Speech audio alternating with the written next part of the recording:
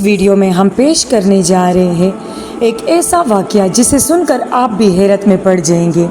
یہ واقعہ ہے حضرت داتا گنج بخش رحمۃ اللہ علیہ اور ہندو جادوگر رائے راجو کا، جس کے جادو کے ذریعے دنوں میں سے دودھ کے بجائے خون بہنے لگا۔ حضرت داتا گنج بخش رحمۃ اللہ علیہ کسی تعارف کے محتاج نہیں۔ آپ رحمۃ اللہ علیہ کا شمار اولیاء ہندوستان میں ہوتا ہے۔ آپ رحمۃ اللہ علیہ سے لاکھوں لوگوں کو ہدایت نصیب ہوئی۔ آپ کا خاندان اجویر میں رہتا تھا، جو غزنی سے بہت قریب ہونے کی وجہ سے اس کا ایک محلہ سمجھا جاتا تھا۔ غزنی افغانستان کا ایک مشہور شہر ہے۔ آپ کی پیدائش وہی ہوئی۔ آپ رحمۃ اللہ علیہ کو بچپن ہی سے علم حاصل کرنے کا بہت شوق تھا۔ ابتدائی تعلیم آپ کی علمی مذہبی گھرانے میں ہوئی۔ آپ صلی اللہ علیہ وآلہ وسلم کی ایک حدیث میں ہے کہ علم حاصل کرو، چاہے اس کے لیے تمہیں جینی کیوں جانا نہ پڑے۔ اس حدیث پر عمل کرتے ہوئے علم حاصل کرنے کے لیے حضرت داتا گنج بخش نے بغداد، فارس، کوہستان، آذربائیجان اور تبرستان کا سفر کیا، جہاں کے مشہور علماء کرام سے فیضیاب ہوئے۔ ایک دن حضرت داتا گنج بخش کو بشارت دی گئی کہ تم کو لاہور کا قطب بنایا گیا ہے اور تم لاہور چلے جاؤ۔ آپ رحمۃ اللہ علیہ اپنے وطن غزنی کو خیر آباد کہتے ہوئے لاہور چلے گئے۔ جب حضرت داتا گنج بخش رحمۃ اللہ علیہ نے لاہور میں قیام فرمایا تو اپنے جائے حکامت کے قریب ایک مسجد تعمیر کروائی اور وہیں رہنے لگے۔ اس علاقے میں ایک بہت بڑا ہندو جادوگر رہتا تھا۔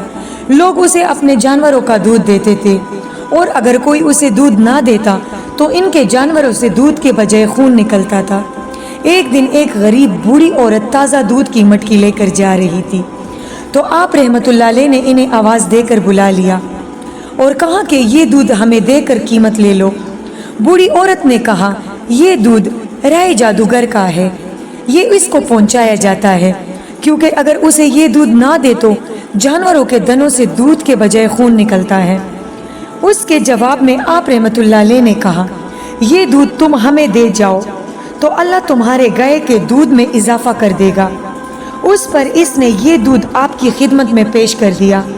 آپ رحمۃ اللہ علیہ نے اس میں سے ضرورت کے مطابق دودھ پی لیا اور باقی دودھ دریا میں پھینکوا دیا۔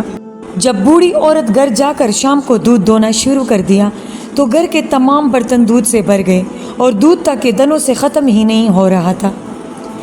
جب لوگوں کو اس کی خبر ہوئی تو اگلے ہی دن تمام لوگوں نے اپنے اپنے دودھ لے کر آپ کی خدمت میں پیش کیا۔ آپ رحمۃ اللہ علیہ نے ایک ایک برتن سے تھوڑا تھوڑا دودھ لیتے رہے اور باقی دریا میں پھینک دیا۔ اس طرح ان کے جانوروں کے دودھ میں اضافہ ہوتا گیا اور ان کے جانوروں کے دنوں سے دنادن دودھ آنے لگا۔ لوگوں نے رائے راجا جادوگر کے پاس دودھ لے کر جانا چھوڑ دیا۔ جب اس جادوگر کو اس بات کا علم ہوا تو وہ آپ رحمۃ اللہ علیہ کے پاس آیا اور کہا کہ تم نے تو ہمارا دودھ بند کروایا، اب کوئی اور کمال دکھاؤ۔ آپ رحمۃ اللہ علیہ نے فرمایا، میں کوئی جادوگر نہیں بلکہ اللہ کا ایک عاجز بندہ ہوں، اور اگر تم میں کوئی کمال ہے تو وہ دکھاؤ۔ چنانچہ اس نے کئی جادو دکھائے، جس میں سے آخری جادو یہ تھا کہ وہ ہوا میں اڑنے لگا۔ آپ رحمۃ اللہ علیہ نے اپنا جوتا اس کی طرف پھینکا جو ہوا میں اڑنے لگا اور اس کے سر پر زور زور سے مارنے لگا اور اس کو زمین پر لے آیا۔